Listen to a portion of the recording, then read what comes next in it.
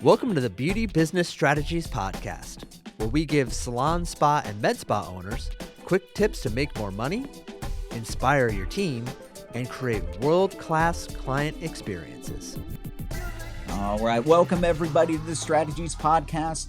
My name is Michael Yost, the president here at Strategies. But more importantly, today I get to be the fun host of our podcast, and I am looking forward to another awesome conversation as we have been having with multiple different people and business owners all over the United States. And today we are joined by Rachel Beechboard. Rachel, how are you today? I am doing well. Awesome. How are you? I'm great. I am great.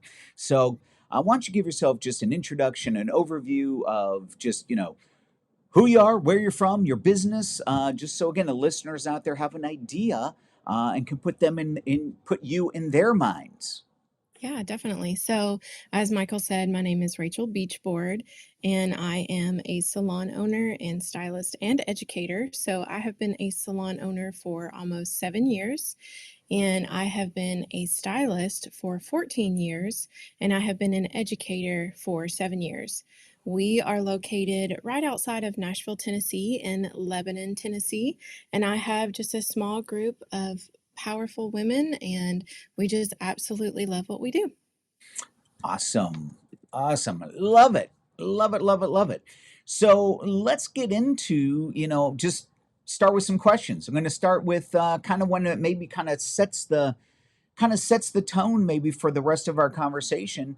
And that is this. I always like to kind of ask and start out is, when you think about your business, your team, what would you cite as your greatest achievement? If you had to kind of say, man, this is just something I'm really proud of.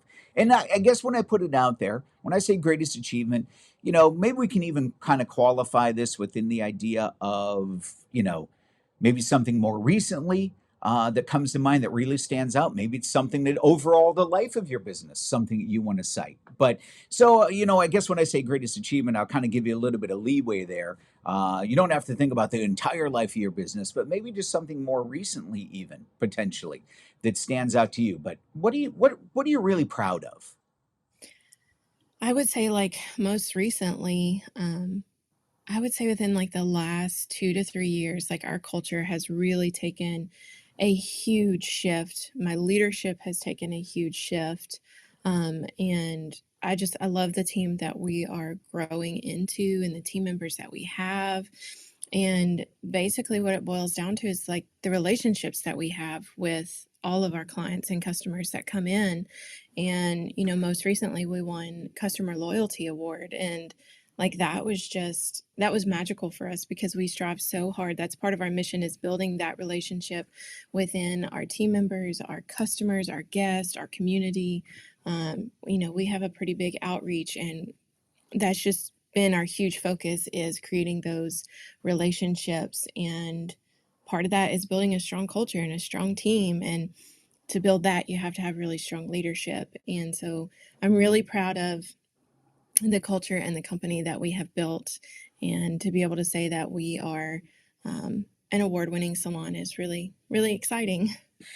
Awesome. Well, that's awesome. And, it is exciting. And, you referenced the fact, and again, you were the winner of customer loyalty from our Strategies Awards for business awards that we give out, every year in a multiple different categories. Again, it's fantastic. And what you've done is fantastic. And the story of that and what you've been able to achieve in the area of customer loyalty, that ability to retain clients, to keep people coming back, to stay, what I mean, just, shout your praises from the rooftops as such. So something all businesses strive for. But I think you bring up something that is at the heart. Well, we could spend time talking about that, and we certainly, I think, will. But I think you already hit it, Rachel, right out of the gate, is, that kind of outcome doesn't happen in a vacuum. It doesn't happen without, you mentioned to me, 3 really key ingredients. You mentioned the idea of leadership. You mentioned the idea already of culture. You talked about the idea of team. All those things are those ingredients that make that outcome of, being able to provide a great experience that people want to stay returning to, that customer loyalty piece. So, you set it up so perfectly for me. I'm just going to build off of what you're talking about. Let's start with leadership. I think that, like I said, it all begins, from a leadership standpoint. So, let's start with this. When you think about, you said over the last couple of years now, what you've been able to achieve just as a business, maybe in particular around this area, but just looking even as a company, you know, what have you learned leadership wise? Let's start with that. What have you learned leadership wise the last 2 to 3 years that maybe look different than it did prior to those last couple years? How has your leadership stepped up? Maybe how is your leadership? What's looked maybe a little bit different? Where have you engaged differently? Maybe anyway. So talk to me about that aspect. I mean, for me, my leadership really started with like my personal development journey. I started in personal development about 6, 7 years ago when I opened the salon, because I knew that my dream and my vision and what I wanted our company to be is really big. The ripple effect goes very far. And I knew for me to achieve that and for us to achieve that, I had to start with me, because we know it starts at the top. So really diving into my personal development journey and getting out of my own way and really having those tough conversations that sometimes we don't want to have with our team members. But ultimately, my goal is to help them grow, not just professionally, but personally as well. And I have always said that from day one. I grew up in a family-owned business, and my grandfather always instilled in me that you have to take care of your employees, and your employees will take care of your customers. So it's always been my mission and goal to create that environment, that culture, that mission to where, service providers can come in and grow, not just professionally, but personally. And especially over the last couple of years, like leadership has been tested hardcore with everything that's been going on. And, I have learned that you just have to lean into it and you have to have those tough conversations and really be there for them and coach and mentor every single day. But really just creating that relationship with them as well. But really that's where it started with me, was the personal development side of it. So I am constantly doing personal development. We have a huge personal development shove in our company that we help them, and we do a lot of personal development training with our personal development coaches and of course you guys. But really it just starts there. It starts with me getting out of my own way so I can help them grow, because it's not about me, it's about them. Love it. I love it. There's so much good stuff in just what you just said. It's like you're giving me too much to talk about in one segment today. Stop it, Rachel. And again, I love, you referencing your grandfather, a smart man, his advice there. I would definitely we can all learn from that statement. Again, leaders, if you take care of your people take care of your customer. And take care, leaders take care of teams take care of customers. And I think that's really, a lot of wisdom in that for sure. I want to start on, and I'm writing notes on the side, and there's a couple different directions I want to go, but I want to try and stay at least within, this conversation before I branch out and explore other things that you're making me think about and things I want to learn more about. You mentioned a couple times the tough conversation. I think that's something, any business owner out there, any leader out there listening, to this podcast can probably relate to is, you know, whatever that tough conversation might be, it might look different for everyone, but it's just something that's a challenge to us. Um, how do you, I was going to ask, and I want to ask this, but there's a couple things I might want to ask even before that. But I'll just start with the first question that came in mind. How do you approach a tough conversation? And again, maybe just for comparison, just to kind of, because it's something I want to know too. How is that different now than it might have been, even like I said, a couple years ago? Like, how is your approach different? How do you introduce the topic or the idea? Because a tough conversation's got to have something there. It's like, okay, I know this is gonna, I don't want to put the defenses up. I want to keep defenses down. I want to be able to have a conversation, but it's something that might have some sensitivity to it, right? Maybe on our end or on their end or both. So how do you approach a tough conversation? And, again, even if that can also reflect a little bit of your journey from how you kind of might used to do it, if you did it at all, to now how you do it and stay consistent with it, or just talk a little bit more about your approach as a leader in that world of the tough conversation. Yeah, so I mean, how I used to do it is I didn't really have like a neutral standpoint a lot of times when I had to address like, behavior that wasn't okay, or an unhappy client, or, a bad review with one of the stylists or anything like that, or just something that needed to shift within, their teamwork and how they work in the company. It wasn't, I didn't take the time to really sit down, think it out, look at it from their perspective, and go in with an open mind and an open heart. Whereas now I sit down, I evaluate it. I still, there are times that I take a day or two to address it, but I will address it. But I really want to look at it at all different angles and find out where this behavior might be coming from, and go in with a little bit of empathy. Like I had to have a tough conversation with one of my service providers um, about, a really bad review that had came in. And it was a tough conversation to have with the client because I had to reach out to the client about it. And if we don't know, we don't know. So not being afraid to ask those customers for that feedback and truly listening and understand from their point of view, and then taking it to your service provider and being like, okay, this has been brought to my attention. I know that the actions and behaviors that they're picking up on is not your core. You would never, I don't feel like a team member truly comes to work to be a bad teammate or provide bad services. So really having like empathy for the situation and really try to get to the core of what's going on. And what was going on was a lot of not believing in yourself. Interesting. And that was a lot of their problem. And it was like, okay, so now that we have this feedback, how can we grow from that? What can we learn from it? I know that you didn't do this intentionally or whatever, but how can we learn from it? Because I want to bring it to my team to make sure that they know like how they can grow in the company. I think that that's very, very important. But also, you don't know if you don't know, you know? So just really coming at it from a place of empathy. And I don't want to say like I'm neutral to it, but just knowing that sometimes like those hard conversations, it's not about scolding someone. It's truly about helping them grow through that because they may be struggling with something that you don't know about.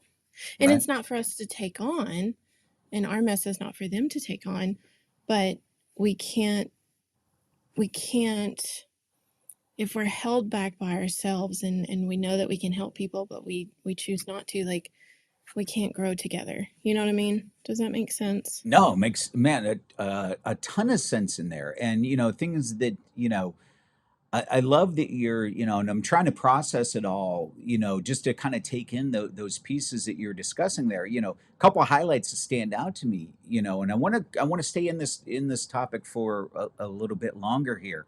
You know, what I find really fascinating about what you just shared there was, if you didn't create the opportunity to have this discussion, if you didn't do that, you would have never really found out that behind all of this, the challenge was, again, just um,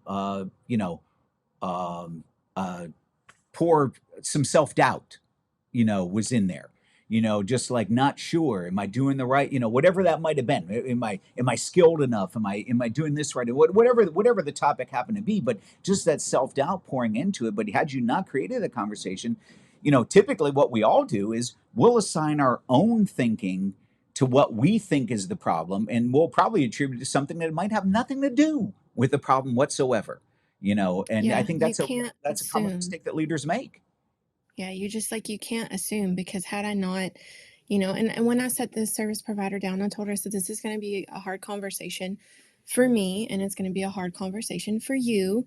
And we're going to take what we can and we learn from it and we grow from it. But had I not created that space for her to be able to open up to me, I would have never known that like there was some things that she was trying to work on personally that affected her professionally, and I wouldn't be able to help her with that. Love it. Love it. So what I want to do here, if we can, I'd like to kind of reset everything you just shared there, but maybe break it down into like 3 or 4 tips, 3 or 4 steps, something like that. So I'm picking out some key things. Myself, I'm hearing, you created a safe space. I'm hearing word empathy. I'm hearing a lot of different things of that nature. If you had to give like 3 or 4, maybe there are 5 steps that you would, if you're giving me advice and saying, hey, Michael, let me share the 3, 4, 5 key things that I think you can do to create the right setting or the right opportunity to have that tough conversation. What would be your highlights? Like I said, what you shared was beautiful, but what are the highlights from there that you could say, if I could write these down, it's, this, and that's going to set you up the right way. Can you put that together for me? Yeah, I mean, first and foremost, I would say process it. Okay, love it. Go into the meeting with an open heart and have empathy around the situation. Gosh, 3 would be, what can we learn from it? And 4, how do we implement what we learned from it? Love it. I am too busy taking down notes here. Basically do like a debrief of it. Yeah. What happened? You got to process what happened. What worked? What can we learn from that situation? What didn't work in that situation? What Love can we it. leverage? What can we hang on to, and what can we change? Yeah, I think that's fantastic. So again, I'm gonna, you just hit it. I'm gonna repeat it back one more time, just for everyone. This is great. This is the gold, man. I love this conversation. I wrote down, process it. Step 1, take a time, because sometimes if it's tough conversation, sometimes you come in too early, too much Yep. emotion with it. Doesn't Yep. mean you let it go for weeks. It just means Right. take the right time to get yourself in the right headspace. So process it. Love that. Open heart, that empathy piece. Like, okay, I'm going to come into this and I want to be open to this conversation. Step 3, what can we learn from it? And I think that is the power of it. And I think that, that combined with, how can we implement, or what can we do? What's our next step with it then? All right. So now that we've talked about what we can learn, what are we going to do to be better going forward? How can we implement? What can we do next? I think that those 2 last steps, especially, are so powerful from the standpoint of, it would seem to me, and you tell me if I'm on the right track with this or not. It would seem to me when you get to the point where you've set yourself up right, you processed, you're going in with the open heart, you got the right attitude with it, coming in with that empathy, but now coming with the attitude of what we can learn from it. It's not putting anyone on the defensive, it's just saying, let's learn from this experience more than what you did wrong or Right. that kind of thing. Would think Right. that's accurate? And that's my biggest thing when I sat down with them and have to bring this to their attention. Anything, whether it's a bad review behavior, hey, we need this to change, we need this to improve, is shake it off. Don't take it personally. Learn from it and move forward. Because, man, if you hang on to that, you can create some trauma around it. And that you don't want to do, because that little voice in your head is like going 100 miles an hour. See, I told you couldn't do this and all this and that. And you got to learn to shake those voices in your head. So learn from it and don't take it on. Yep. Good stuff. Great advice. Great advice. So we started this conversation because I want to kind of have enough time to kind of cover the 3 things that initially were in my brain, which were, hey, listen, if we want to set up and have a great, and we could look at, and actually I'm going to kind of reframe even this whole conversation. At first I thought to myself, yeah, you brought up customer loyalty, and I'm like, cool, let's build a conversation around customer loyalty and how do we create that great outcome in our business. But really what we're talking about, and you start talking about, I wanted to start with you, the leader, and then talk about culture, talk about team. as a resulting. But really, what I'm already kind of hearing here is this: you put these key pieces together, and as a result, we have a great outcome in your area around customer loyalty. Great. But also, this is, to me, when I look at what we're just discussing here, this can be channeled any number of directions for any aspect of your business. I mean, do you pretty much say, man, this is the kind of the formula that you apply to all aspects of your business? Would that be fair? I mean, yeah, pretty much. Like, and that's all, I mean, that's all part of like our personal development journey within our company too, is, you know, what happened, what worked, what didn't work. Let's debrief it, go into it with an open heart, open mind, um, and learn from it. Every day is a learning experience. There is no such thing as failure. There is a lesson in everything. Right. Love it. Love it. Before we move away, because I'm going to shift a little bit away from kind of that leader piece, you gave us some great takeaways and some really great things to think about as a leader, and especially as it applies to tough conversation. But you gave a great example just in general. Again, I don't want anyone out there to miss this. Not only was that a great example about how to handle tough conversations, but it's a great example as to how to have the right mindset as a leader, and apply those things, in leadership in general. So, again, don't confine that to just one area only with your thinking. You mentioned something, and that was that personal development piece. And just as something was really important to you and always looking to grow and yourself to be better and things. Let me ask this question, staying within this frame of a leadership is, um, what what do you do maybe on a daily basis, maybe it's weekly or just in your routine somewhere, but what's one thing that you might do that you really say, this helps to keep me centered as a leader, this helps me keep me centered as a business owner, this helps me to keep me, again, when I say centered, I mean we're a business owner, you're a leader in your company, but you've got your own personal life, as well, and all the things that fall into that, and those responsibilities, and whatever roles you play there, in those areas, from your family, immediate family, to friends and things of that nature. So, what do you do to keep yourself centered? Is there like one thing in particular that just keeps you grounded, or keeps the noise out, that keeps you focused? I wouldn't say there's specifically one thing, but definitely having a strong set of boundaries. So making sure that I'm taking time for me. Um, but one thing that really keeps me centered is my girls. I mean, to be honest with you, like, especially going into the salon, like, we have an open door policy. I've never been the one to say, drop your stuff at the door. We've always helped each other through it. And, like, for instance, I was having a rough day the other day, and then they could tell, and they were just like, what's going on? What's going on in your mind? Like, we can tell, like, you're not totally here and you're not totally present with us. Do you want to talk about it? And I just think that that's a beautiful thing, that my team can lovingly call me from a space of love and say, we can tell something's going on. How can we help you through it?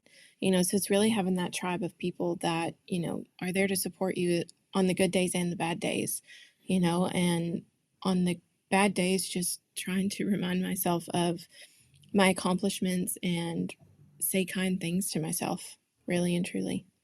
I have like stickers all over my mirrors and stuff, like downstairs and up in my office, and it's just words of affirmation. Love So it. Love it. And you brought up something, it's a perfect segue into culture. What you just described there about how your team can sense when you're not, you might be having a tough time, tough day, need your, support. Because really, it's so amazing that this topic and the way you just described that is coming up, because just in this last week, in my own personal conversations, we've been talking a lot about culture in general. And culture, as we define it here at Strategies, if we have to give it a definition, by our definition, it is, the collective behavior of a company around it, again, because everything that we talk about that way, because every aspect of your business can have a culture to it. Retail has a culture. What's our collective behavior and attitudes around retail? What's our collective behavior around our time standards? What's our collective behavior about just, how we show up to work every day, and our work ethic, and those kind of things. So everything has a culture. And so the topic came up, and it came up in this way, overall culture, because I said, you know, some of us as leaders, I think, go when we're on our game, our culture is strong. And sometimes we fall into the kind of the disbelief that maybe our culture is strong. But really, the test of culture is when you as a leader aren't at your best, a strong culture is there to pick you back up. And you just described that. You just described that idea of that, hey, my culture picks me up when I'm not strong, because that's what a culture should do. It should recognize who needs the help and is there to support everyone, not just, well, Rachel, if you're not in your game today, then our culture is bad today. Well, then it's a culture of one that might bleed over in others, and that's not all bad. But a really good culture is there to pick you up, even the owner, the leader of the company, when you might be not on your game. And sometimes, guess what? We're not always on our game, are we? Right? We're not always in the greatest in the right spot. So I love that you described it that way. So the question now that I do have for you, setting all that up in that way, is to say, what do you view as maybe the key ingredients? What do you view as as some of the key aspects, the key systems, however you want to describe it? But what do you think then are the keys that build that culture that says, yeah, you know what? We're strong enough that when you're not on your game, the culture is still to support everyone. Honestly, I think vulnerability. Okay. I love I it. really struggled with that because I thought that being vulnerable with my team meant that I was weak. Whereas in turn, being vulnerable with your team only makes you stronger, because then they can help carry your load. And that was a suggestion from my strategies coach, Melanie. She was like, maybe you do need to get vulnerable with them and really tell them what's on your mind and what's going on. And so I did that. I actually started that, like, I think it was last year or the year before. I can't remember. Um, but it's been like such an amazing shift for us. Like, the girls are not afraid to come in and lovingly ask me if I'm okay. They text me, they text each other to check on each other. Um, we can, you might think that we're crazy, but we go outside and we take walks if we need to, or scream or yell or break a plate or whatever we need to do to get past it, but we help each other get past it. Um, we even have like a thing that we do at the end of every year is we write down all the bad things and negative things that's going on in our brain, or things that we want to leave behind in that year, and then we burn it. So, just being vulnerable with them and letting them know, like, it's not for them to take on, but sometimes you need that extra support. Love it. Love it. You know, uh, that vulnerability doesn't, and I think it is the deception, the lie that we tell ourselves, that vulnerability means that there's weakness, and that doesn't the two are not related. The two aren't related, but we often tell ourselves, and I think that's a trap that we fall into a lot, especially as business owners and leaders. We can fall into that because I think sometimes vulnerability might mean that I don't have every answer, so therefore, then that shows me in some kind of weak way. When the reality is, it's a lot of the reason why you have a team, because maybe someone else does have the support or the answer, or can add to that and help turn it the other direction, and that is the sign of a good leader. So if you had to define if you had to define strengths, then, so if we talked about the fact that sometimes we can equate vulnerability to being weak, but we'd say no, actually maybe that's something that really is more of a strength than anything. What are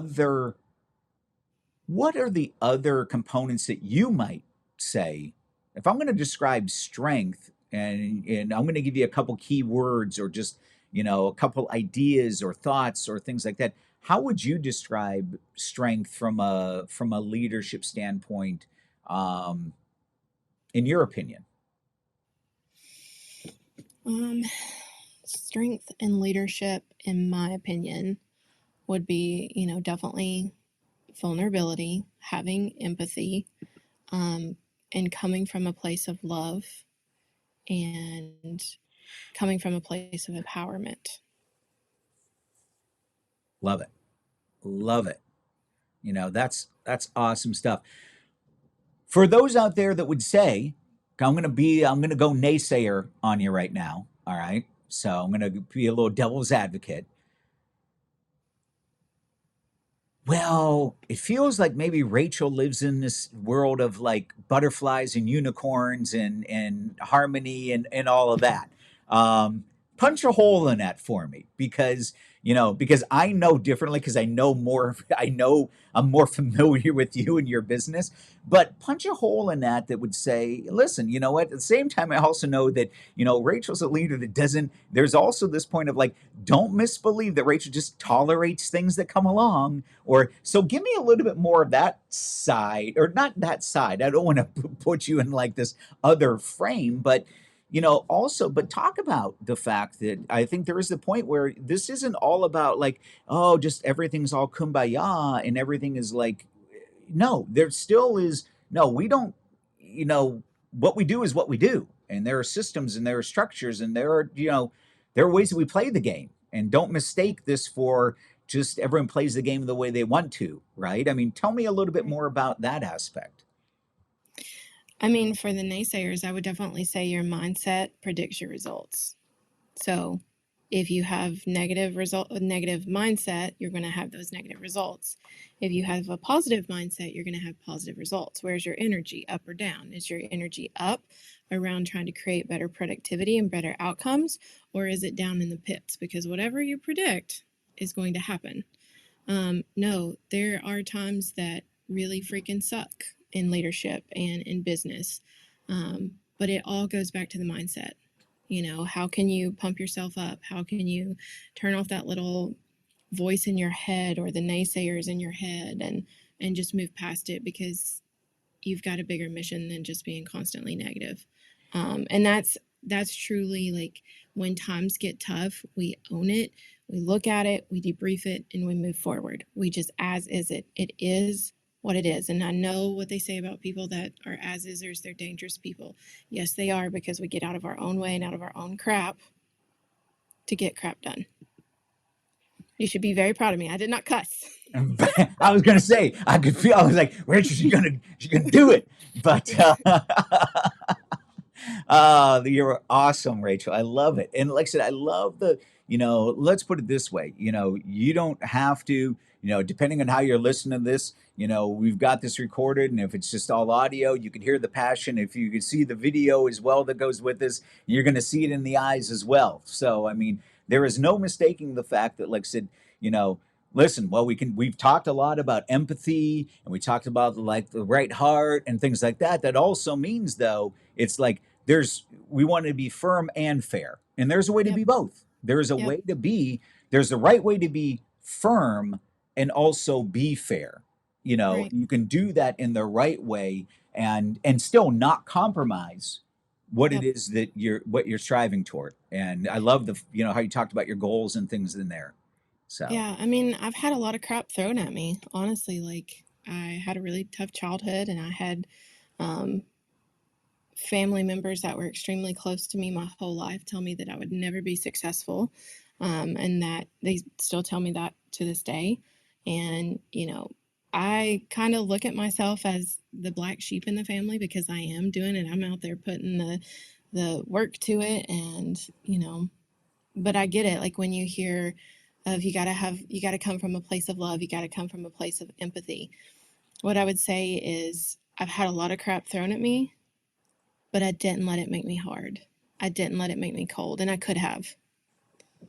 I chose to rise above it and learn from it and learn how I could be the best possible version of me so I could lead my team. Because I just believe that if God places a dream and a vision in you, it's in there for you, in your head for a reason. So I love that. That's awesome. That is awesome. I'm telling you right now, I have a million other questions, but I'm actually just going to kind of say, you know what? We're going to definitely have to talk again. And I've said that, yeah. there's a lot of people I want to keep following back up with, and you are high, high, high on that list because we haven't even scratched the surface of things that I'd love to continue to talk to you about. But I don't want to mess with today because, man, this was an awesome awesome time together. And what you shared is so powerful that I don't want it to get diluted with other things, and other lines of thinking and conversation.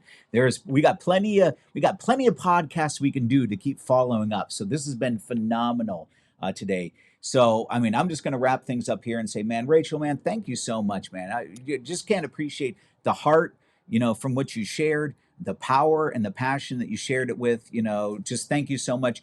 And if you want to see Rachel killing it, man, you got to follow her Instagram because it is like she is on the point with the Instagram and the social media and things. So give Rachel a follow, tell them where to find you, Rachel, if they want to tune in and see more of what you're doing in the awesome part of your business.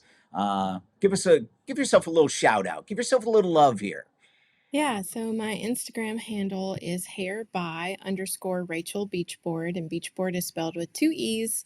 And then the salon profile is at Libelle Beech Salon. Again, Beech is spelled with 2 E's. Awesome. I would love to have y'all.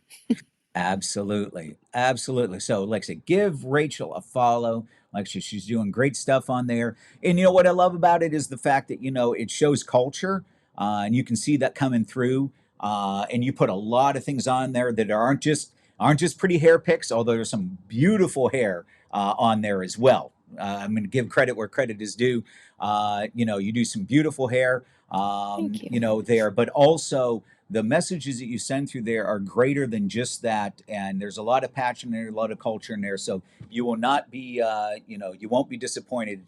Like I said, giving Rachel a follow. So with that in mind, again, thank you once again, Rachel, for your time and what you contributed to this conversation. And we will absolutely have another conversation in the near future. So thanks, Rachel. Thank you, Michael. It was a pleasure. All right. And for everyone out there, thank you for joining us. We look forward to talking to you guys again. But until then, have a great rest of your day, and we'll talk to you all soon. Thanks again for listening to the Beauty Business Strategies podcast. If you like this episode, be sure to hit follow, and please share the episode link with anyone who you think could benefit from today's content. To learn more about how strategies can help create more fun, profit, and growth potential for you, your company, and your team, we invite you to schedule a free 60-minute strategy session by clicking the direct link in the description of this episode. There you'll also find links to our wide array of coaching, seminar, and learning opportunities, all of which can be found at strategies.com.